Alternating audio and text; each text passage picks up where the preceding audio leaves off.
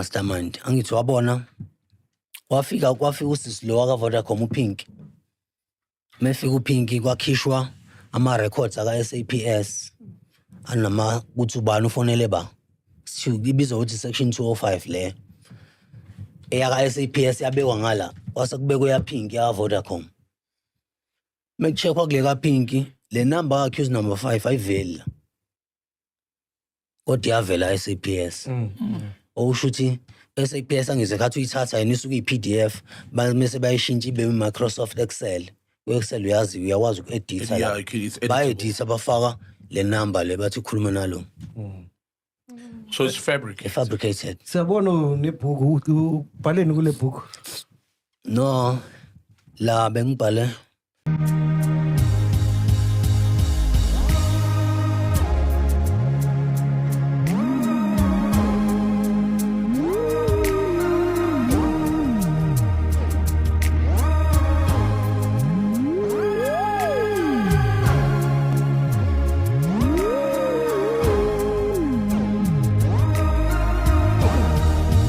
Lwami ngiyabingelela kubina ku-Block Nekhondombosi njengamanje ukubingelelayo uyena Mathinto wacebisa Tako Poison umfowami Gogodweni angishayisa ngoma kusazona mahlambalo ngamkhonasi babo ngizalayo enza sure ukuthi uyasubscribe umlaleli wami uyalike ukuze njalo masifala amavidiyo kube wena oqala uthola notification wenze sure ukuthi uyayilinda ividiyo eziphela bese uyacomment uphathele usifiso wameyo obekade vashele podcast and lapha-ke eyochaza mayelana nokwenzeka uchazile futhi okuveza ngokusobala ukuthi siyasazi sonke isitori uyazi ukuthi kwenzakalani ngesikhathi noma-ke iziphi izinto ezenzeka ukuze kudlule usenzo meyiwa kuzodlula iminyaka ewuthe kuzohlangana iminyaka ewu-10 wadlula emhlabeni kodwa-ke kusalokhu kugijima icala kanti uvezile okuningi kakhulu mlaleli wami angeke ngichaze ividiyo ongakayibuki kodwa-ke buka nayo ividiyo ubese uyakhawula mayelana nalolu daba oluchaza yena-ke uSifiso Meyiwa lana ubhuti wakhe onguSenzo Meyiwa kanye-ke noKhulukhumalo nobudlelwane nengane yaSenzo Meyiwa noKhulukhumalo chaza nje yonke into nezinto afisa ukuthi zenzeke nafisa ukuthi singakhuluma vele ngoba sekuyaziwa ngoba khona negazi la lonke mlaleli wami ngisho ukuthi like uyasubscribe ukuze amavidiyo awulonge ikhona la kanti uphinde uthole namanye leyo nto kodwa befihliwe. Give it up for Sifiso Meyiwa. Tako Poison. Do you support Pirates or Chiefs or? Ngibhakane kusukela kudala. Of course. Kusukela kudala nje. Not because of your brother.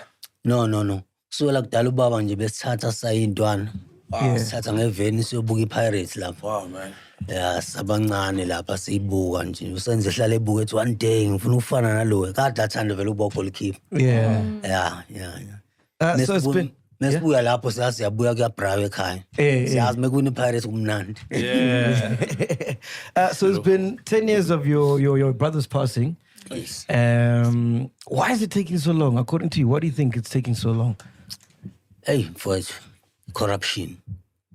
Corruption. Yabona lapha kukhokhiwe lapha. Khokho imali. Futhi nje i-crime scene yonakala kwasekuqaleni. Crime scene yonakala kwasekuqaleni. Ama-gun residue awakazathathwa. I-crime scene yaklinwa. Yaklinwa i-crime scene. Kwafika umakhelwane lapha waklina igazi lapha. And manje singakhuluma vele ngoba sekuyaziwa ngoba kwakhona negazi lalongo lapha senziwa idubula bese ngakhuluma eqaleni lo ngoba bekufihliwe. Wait, long was dubula? Ya ulongo ikhona la ayidubula khona eqaleni. Leyo nto kodwa befihliwe. He shot himself in the foot. Siyazi ngisho udokotela wamtreater. Siyazi nesibhedlela yakusona. Siyazi nokuthi futhi aka-admithwanga ngegama lakhe kwa-admithwa ngelinye igama lenye ingane kaChiko. Siyakwazi nama-record wonke. Njengoba ngihlale ngiqinisa ikhanda ngiyazi lento engiyikhuluma ukuthi vele ikhona. I-cover up la isuka nje eqala kodwa umuntu kakhulu la owenza le cover up khona le ndoda abathi uBrigadier uGininda. Iyona yaqala ukwenza le cover up. Yafihla yantshontsha ngisho istatement. Yantshontsha istatement. Ngekhathi yantshontsha istatement le statement sasisho ukuthi uSenzo konke sasibarwa uSipho oshade nesisi wami. Lo statement sasisho ukuthi usenze uDubule ngephutha. Kwakufone bani uTumelo Madlala. Lo wayekhona endlini. Yes, ngibona ya. Kusukela lapho ke uGininda angiqale kahle. Angithi kwangena uminister uBhekicelo wakhetha ngo2018 wakhetha uButhelezi noMakhuba ukuthi baphathe case. Mase bethatha istatement kubantu. Bafika kuHlophe. uHlophe wathi kade ngangisithatha istatement mina la. Kwathi uba umuntu wagcina wathatha istatement kuyena wathi ngagcina usithatha kuGininda. Wathi wasiveli nje istatement sakho. Bavula icala against uGininda. Lo case 375 lo 2 second docket. Wavula against Gininda and against abantu ababesendlini. Kusukela lapho uGininda usezama ukuvala lesikhala ukuthi uyazi ukuthi ususpect. Wathatha labafana bafuna ukuba benzisa ama confession. Yonke ke lento isukela lapho le cover up. Angikholwa ukuthi khona imali esaphuma. Ukuthi usezama ukuyivikela yena manje. And bacabanga ubani afuna uyenze i-cover up? Ubani ofuna ayenze i-cover up? Ubani who's covering this whole thing up? Uthek yakhokhwa imali, ubani okhipha imali ozama cover the whole thing up. Who do you think is behind it? Ngoba kahle kahle kodwa umuntu oprotectwa ngithi lo mfana kaChiko. Ulong. Yeah. Uyena protectwa. Ngoba yena ofika nesibhamu. Esingenayo ishow yakho ukuthi kwabuye kwabangiswana ngesibhamu. Asinayo ishow ngekhathi sesidubutshulwa isibambe edwa yini noma bayebambe nomunye.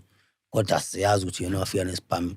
Lama shot lawo 2 awashaya saphetho yena. Le yashaya uSenzo iyona ke le ngathi kwasekuliwa. Kodwa angiboni ukuthi unayo le mali uLongwe usubani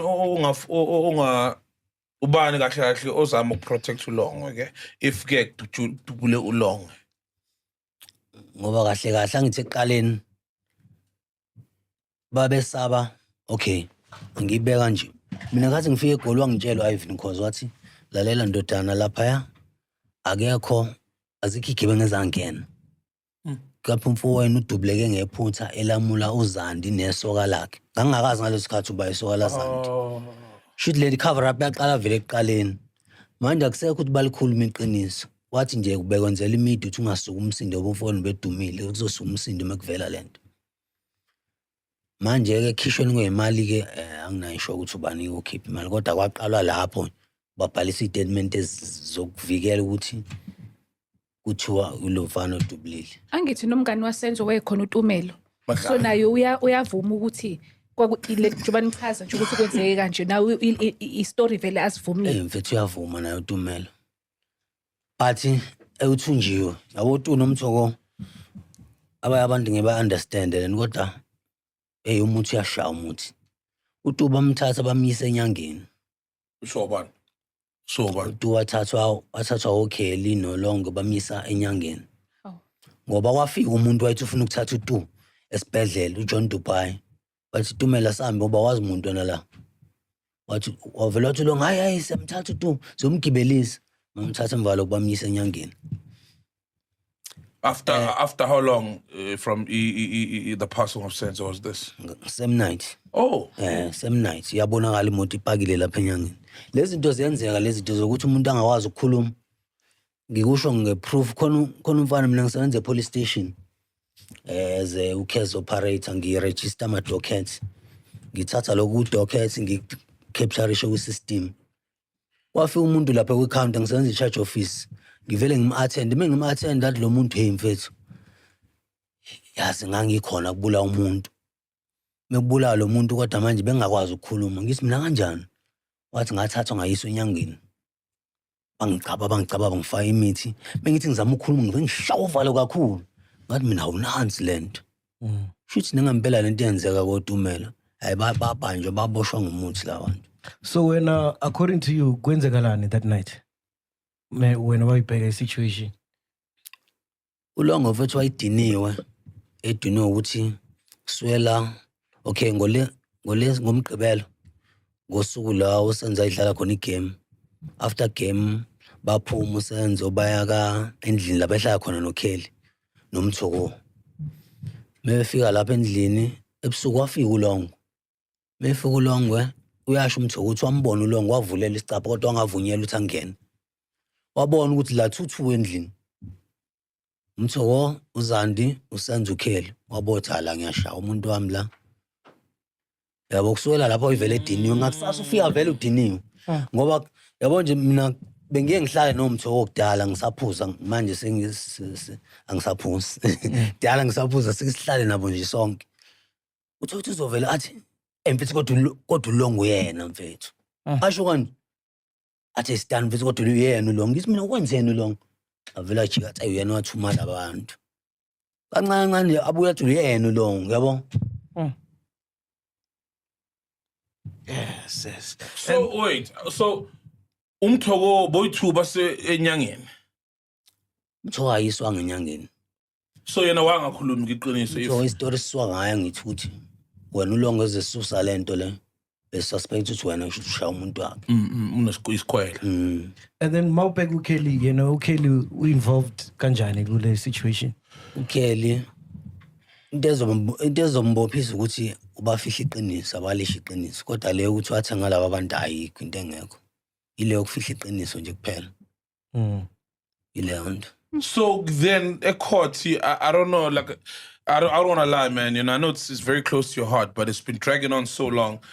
I court manje ngisalandile sisi, but ngiyakhumbula there was a communication between uKelly and one of the suspects. Accused number 5. Yeah, so then how was that fabricated? Into eze kanjani if ke bokunganabantu abangenile abasoganga ama-criminals, then ukhulume kanjani nabantu who find themselves in the dock manje? Hey, uBrakati uKelly mastermind. Mastermind. Angithi wabona kwafika usisi lo waka-Vodacom uPink. Mefika uPink kwakhishwa ama-records aka-SAPS anama kuthi ubani ufonele ba. Ibizwa ukuthi section 205 le. Eyaka-SAPS yabekwa ngala. Kwase kubekwe yaPink ya-Vodacom. Mekucheckwa kule kaPink le number accused number 5 ayiveli. Kodwa yavela SAPS. Okusho ukuthi SAPS angize khathi uyithatha yena isuke i-PDF bese bayishintsha ibe Microsoft Excel. Ku-Excel uyakwazi uku-editha la. Ba-editha bafaka le number le bathi ukhuluma nalo. So it's fabricated. Fabricated. Siyabona nebhuku ubhaleni kule bhuku. No, la bengibhale bengithi ngifuna uqala ngibonge u-campaign organizer ngoba besenza ilokhuzana manje Senzo Meyiwa Justice for Senzo. Ngifuna ukubonga u-campaign organizer Mr. Hubert Maphumulo wenze kube possible ukuthi ngifike la. Uyindoda ebe i-anti-apartheid activist. Ngekhathi nje zobandlululo bedila no-exposer izinto ebezenziwa de Klerk. Wasurvive ama-assassinations amaningi. Enye into ebengifuna ukuyisho la udaba lika-advocate uTefo. Okay. Advocate uTefo yabo nje izolo ngithe ngihlele e-office ngafikelwa inyembezi engakhala ngihleli ngedwa ngathi mina uTefo usesafarisha ngenxa yomndeni wasekhaya. Ngoba phela besiza thina njengoba ezoboshwa kuphela unyaka manje eboshiwe. Hayi ukuthi uboshwele lamacala angeke uboshwele assault ne-malicious damage to property. Unganikwa bail. Ucindezela vele lamacala ukuthi wa-expose waveza uCase 375 lokhu wona ubopha uGininda. Manje kade vele befuna ukuthi bamcindezele.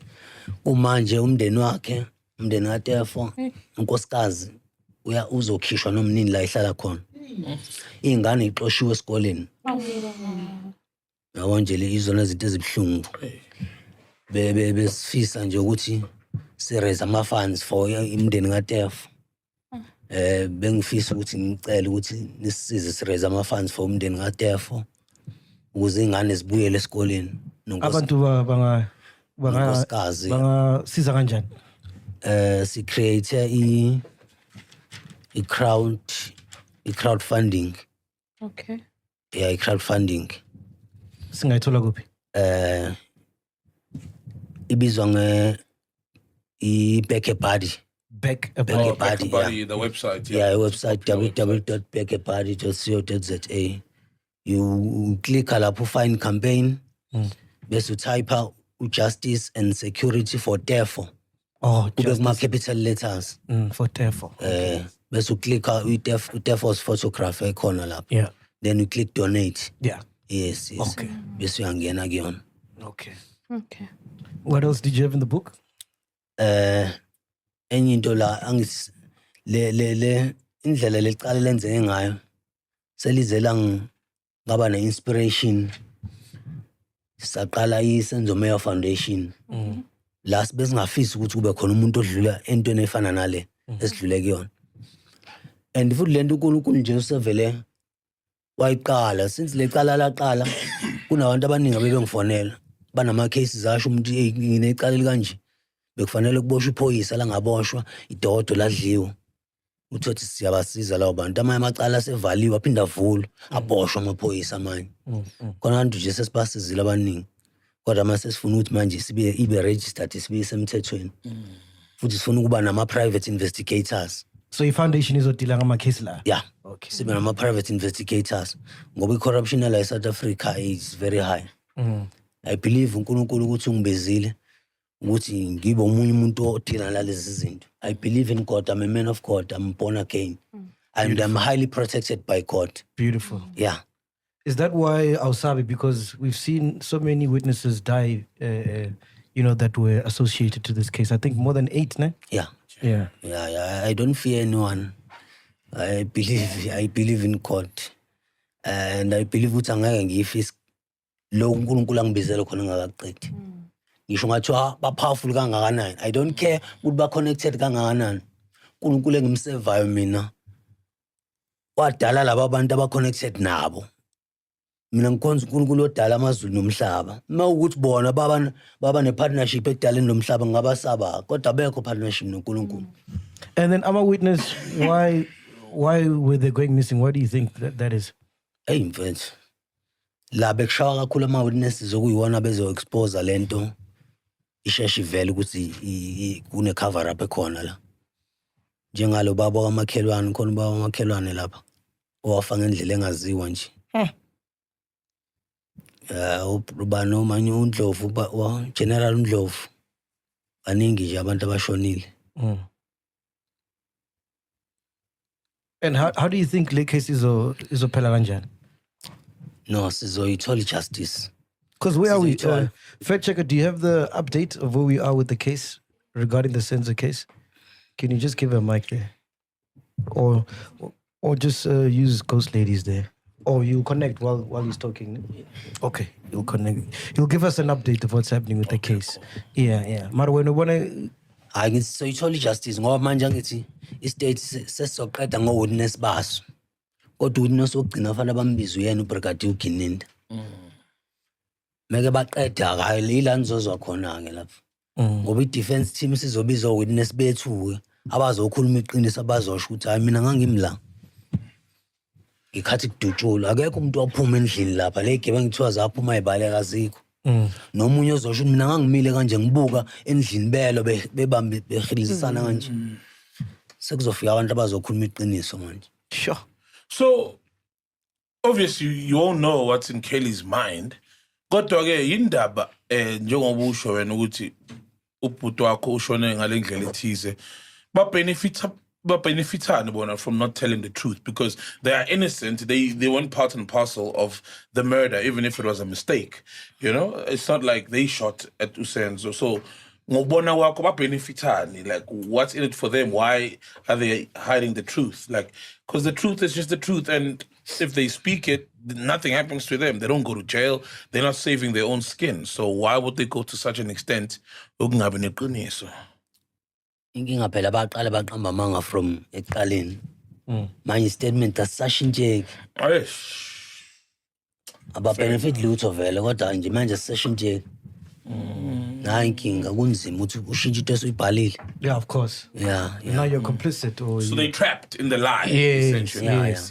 Ezinye izinto abantu abangazazi yabo labo abantu aba-5 labo aba-5 ababoshiwe abazi lutho futhi baze baqinisekisa lokho labantu vethu khona lababopha khona umuntu kanti ngiyazana naye befuna umu-add kulabantu aba-5 Hayi la ngabona khona ukuthi ayidlaliwe ngathi la. Bembopha lo mjida. Vele na umuntu okhangelayo uhlala la eJones ngeke ngisho igama ngoba wathi uyasaba. Ngoba sasithi asivula icala futhi yabo mase kuthiwa uyalivula icala bengashesha iqede lento inkinga bamthembisa ukumbulala bamfaka isibhamu la. Basokudubula sikubulala mewakhuluma ukuthi sikwenze lento esikwenze yona. Bathi soveza namacala akho yabona. Bamthatha bambopha bathi wena buhamba no accused number 3 umncube. Wathi angimazi umncube mina ngiqala ngisho umbona lo muntu kwathi hey basifaka emlomeni isibhamu. Kwathi wawuhamba naye wangena naye endlini. Wathi angimazi kwathi hey sokubulala balahla ukuthi bafonele emlasi. Kanti ngizoyibamba ifoni bengibuza ukuthi bani yena yamazi. Athi hayi siyamazi. Usondelene kakhulu naye. Kodwa bangaveza ubabuzelana. Usengitshele sephumile lo mjidi usethi yakhumbula kathi ufonelwa kanje. Ngangiboshiwe ngihamba nalabantu. Wasiza lo ukuthi bafone bathola ukuthi ngiclose nefamily bangidedela. And then have you met or spoken to Ulondwe? It's Londwe, ne? Longwe. Have you met or spoken to him? Ayangazi ngibona. Ngina ku TV nje. Endlini ukhona umuntu owakhuluma naye outside of umthoko noMadlala. Lawa basendlini. No khele ngakhuluma naye khathi ngizela eGoli nje ngizolanda iID name moto lezi sasoyilanda zasenzo. Athi nakhona nje wasusa ukushisa nje waqala wanqaba neID wathi usenzo uzokhuluma naye. Atshele yena usenze njani ngeID neimoto zakhe. Ngathi mina umfowethu uzomkhulumisa kanjani seshonile. Yini lo ufuna ukisho uqonda ukuthini? Wathi ngizilile ngiyakhala ngishonelwe ngizofunana nezimpahla zasenzo. Sithi phela kuwumthetho ukuthi umuntu meshonile izinto zakhe kufanele ithathwe ibuyele vele. Phela vele beningashadile. Senzo phela benonkosikazi wakho uMandisi. Sure. Sathi size salanda unkosikazi Ivan sabuya naye. Sizofuna lezi zinto hayi lapha uvala nomnyango angasivulela.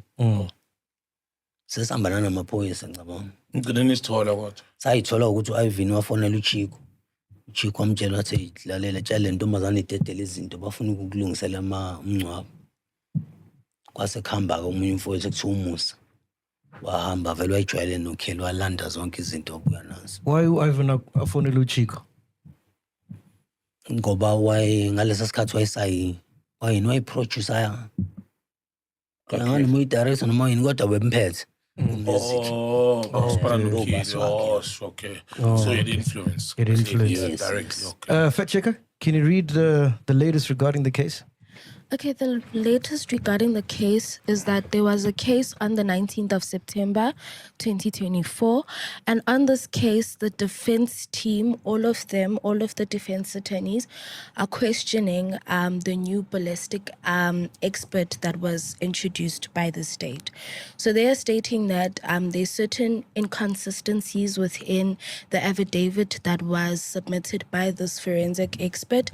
And they are requesting that they get the original documents of everything from the previous forensic expert and this current one, so that they can basically compare and not get the copies that were given to them by the state.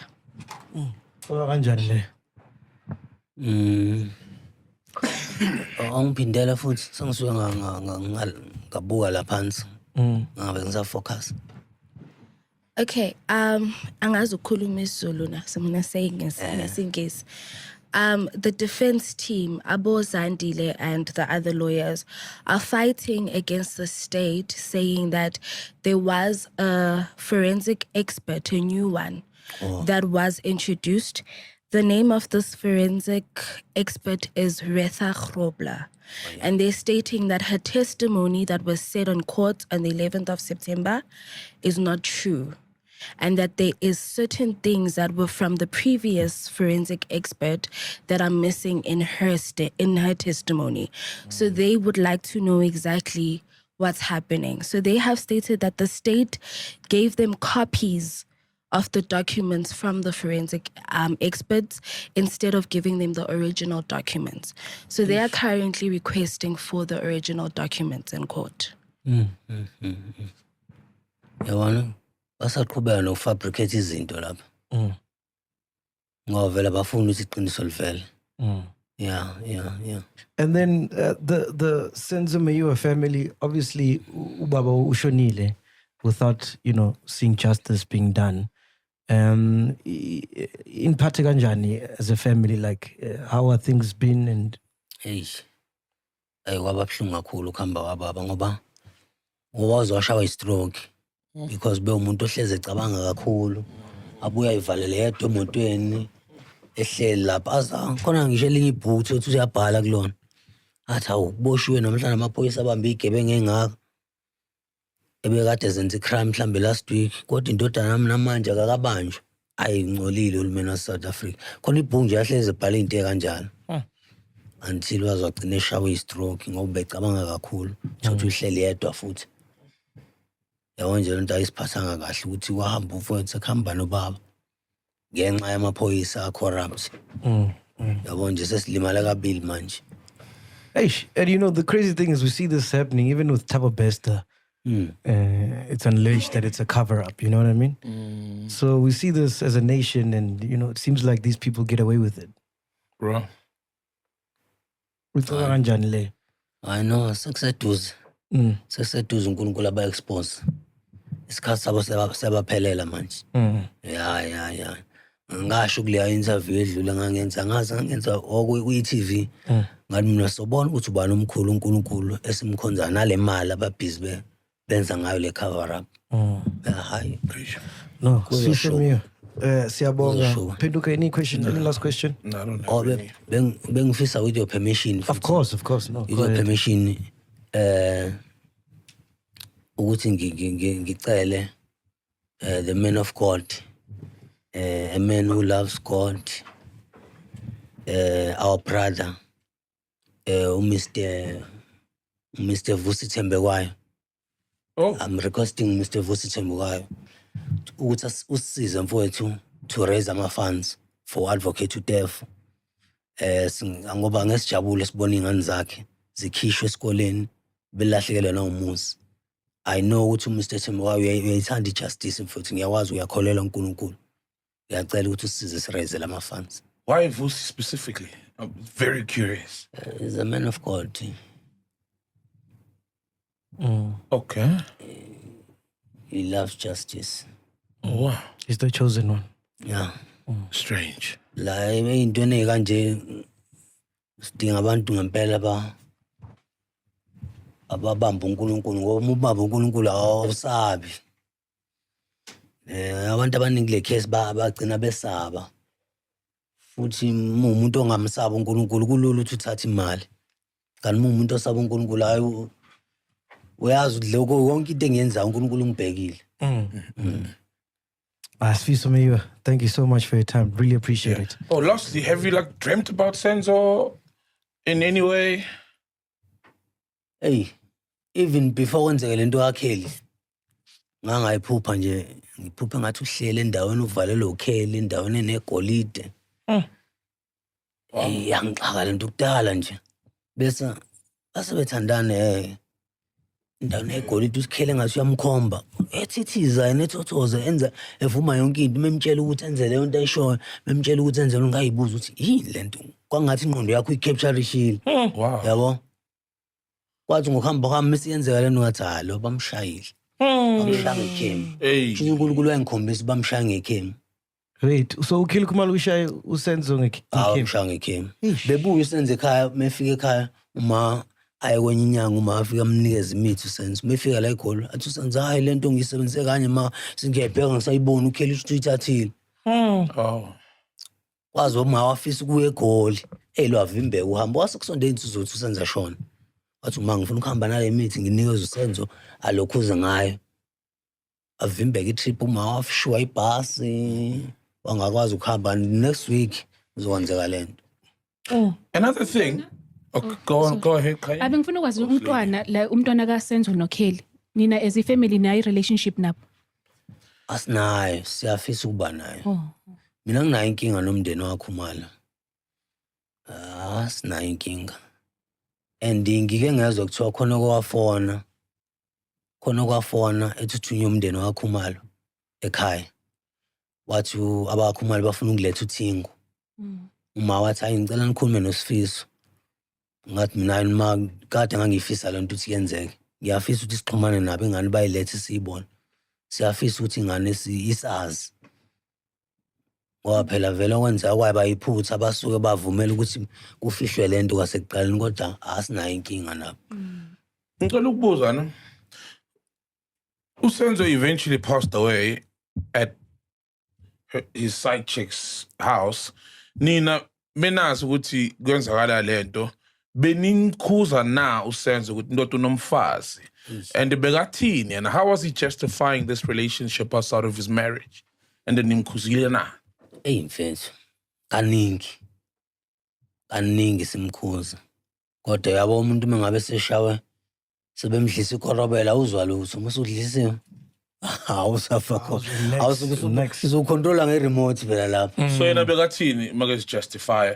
Did he want her as a second wife maybe, because sometimes it happens and into so iqale kanjalo uthini yena or bekafuna ukuya kumfazi wakhe bukuyini inhloso yakhe kahle? Mina eqala nje before baze babonane ngiyakhumbula wafika ekhaya ebusuku ngalo langa wathi khona umuntu engikhuluma naye la ukhela Khumalo ngabuka ama message ngithi mina hayibo ukhela Khumalo lo dumile umculi wathi hayi ngiyamfuna lo muntu ngithi mina ifethu udala inkinga ke manje uletha ama celebrity la uMandisi uzoyizwa lento wathi na mfethu ngizothi one ngithi gone. Out, yes. Ngizothi one bese ngithi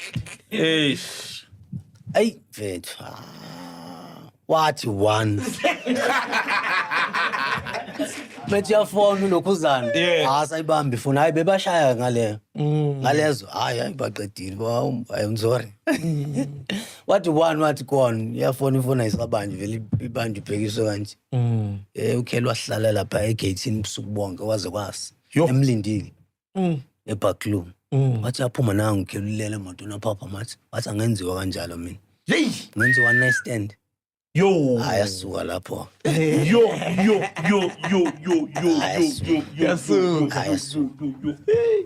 And in closing, what I wanted to ask, Usenzo Meyiwa, I mean, he was your brother. It's 10 years like we said. Beazotini, with what's happening now, what do you think he would have said? Mbuzo nje.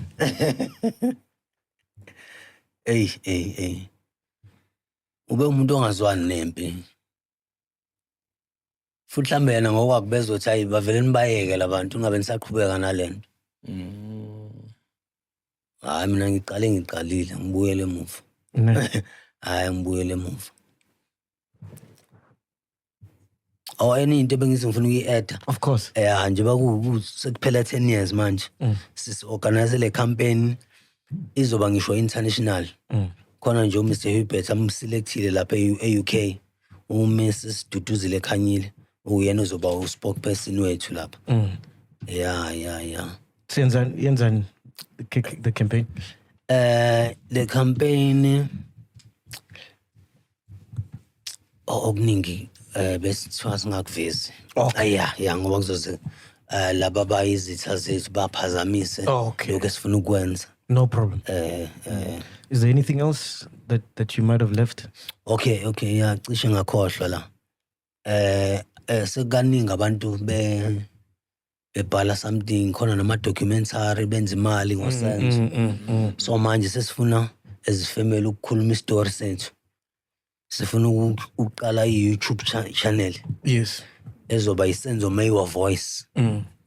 Yeah, isenzo Meyiwa Voice.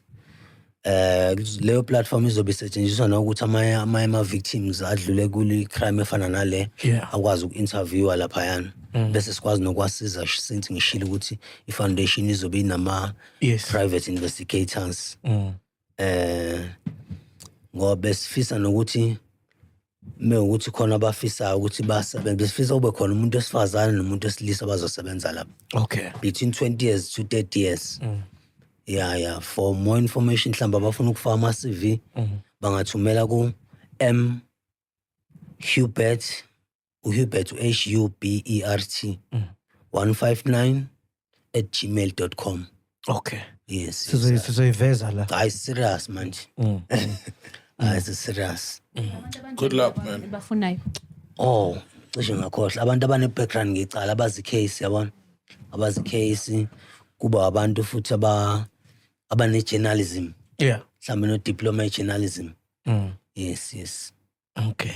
Hey, Baba Sifiso, siyabonga isikhathi sakho. mfethu Thank you so much, man. yes And yeah, man. But- I think we all want justice, man. Yeah, man, guys, honestly, it's shocking that it makes you think about how many people out there don't get justice. I mean, this was like a whole national captain, bro.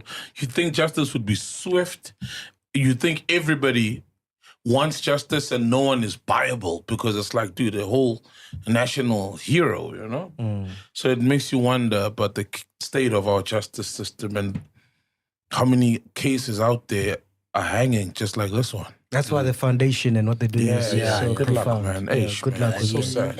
izosiza nayo i-foundation ukuthi abantu abane-information abasaba ukuyikhipha beze kwi-foundation Keep. yeah Siyabonga Baba Sifiso. Okay. On that note, we are here, man. Podcast and chill. Boom. Peace.